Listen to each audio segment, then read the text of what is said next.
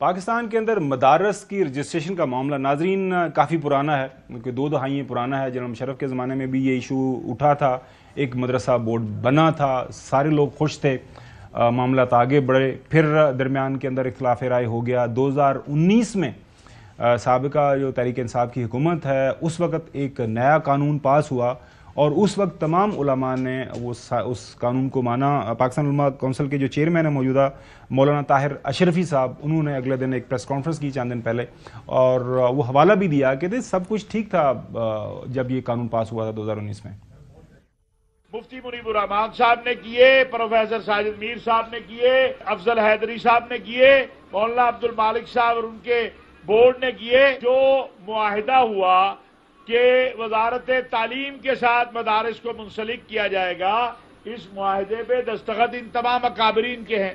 2019 سے آج تک، یعنی یہ 26ویں آئینی ترمیم آنے تک، کوئی اس کے اوپر اعتراض نہ ہوا، اور اس کے نتیجے کے اندر 18,600 مدارس وزارت تعلیم کے ساتھ رجسٹرڈ ہوئے۔ ہم نے تو اس پہ خوشیاں منائی تھی، مٹھائیاں بانٹی تھی۔ قیام پاکستان سے اب تک اور 1835 سے مدارس کی تعلیم کو تعلیم سمجھا ہی نہیں جا رہا تھا۔ جب وزارت تعلیم سے منسلک کیا گیا تو ہم نے اس پر اللہ کا شکر ادا کیا، اور اس وقت کی جو حکومت کے ذمہ دار تھے ان کا، کہ مدارس کی تعلیم کو پاکستان میں باضابطہ طور پر تسلیم کیا گیا۔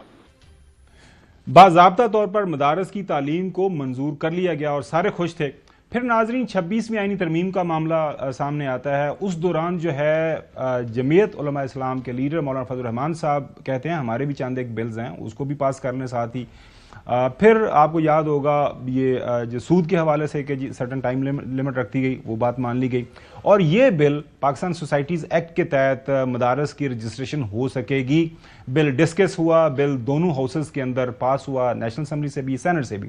بل چلا گیا صدر پاکستان کے پاس، صدر پاکستان نے اس کے اوپر اعتراض لگا دیا۔ اس میں چند ایک اعتراضات ہم نے چند دن پہلے آپ کو پڑھ کے بھی سنائے تھے کہ FATF کے مسائل ہو سکتے ہیں، انٹرنیشنلی ہمارے اوپر سکروٹنی بڑھ سکتی ہے، ملک کے اندر جو ہے ایک سے زیادہ جب ایکٹس کے اندر مدارس رجسٹریشن کی شروع ہو جائے گی تو عجیب جو ہے کھچڑی پک جائے گی، لہٰذا اس کو بل کو پاس نہیں کیا جا سکتا صدر پاکستان کی طرف سے۔ دین پھر مولانا صاحب یہ کہہ رہے ہیں کہ ہمیں اپنی جو موجودہ جو بل پاس ہوا ہے اس کو ہم نے جو رکھا ہوا ہے حکومت کے پاس، اس کو نوٹیفائی کریں۔ آج فرما رہے ہیں مولانا صاحب، بحث اس پر ہے کہ ایکٹ بن چکا ہے اور اس کا گزٹ نوٹیفیکیشن کیوں نہیں ہو رہا ہے، یہ کیا نظیر قائم کی جا رہی ہے۔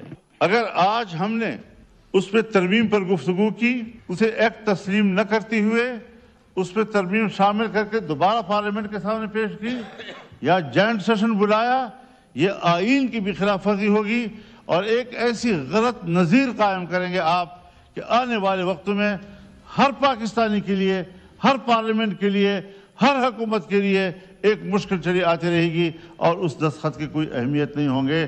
اب تمام تنظیمات مدارس دینی نے رات کو میٹنگ کر کے ایک واضح موقف دے دیا ہے کہ یہ ایکٹ ہے اور ہم اس کو ایکٹ تسلیم کرتے ہیں اور نوٹیفیکیشن کا مطالبہ کر رہے ہیں۔ کوئی امینڈمنٹ ہم قبول نہیں کریں گے۔ روایات کو خراب مت کرو، آئین کو خراب مت کرو، آئین میں جو چیز طے ہے اس کے مطابق ہو جانے دو، بعد میں دیکھیں گے نا۔ اعظم نذیر طاہر صاحب نے اس بات کا جو ہے اشارہ دیا ہے کہ معاملات ہم حل کر لیں گے۔ صدر مملکت محترم بھی ہیں اور آئین میں ان کا رول ہے، وہ پارٹ ہیں اس پارلیمان کا۔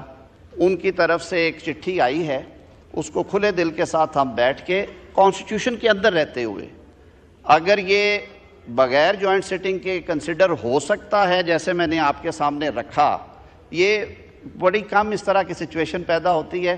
وزیر اعظم صاحب کا یہ پیغام ہے کہ ہم حاضر ہیں، اگر قانونی طور پہ یہ اسی شکل میں نکل سکتا ہے تو سر آنکھوں پہ، لیکن کیونکہ یہ آئین کے تحت لیجسلیشن ہوتی ہے، ان پہ چیلنجز بھی آتے ہیں، اس لیے اس کو اچھی طرح دیکھ لیا جائے۔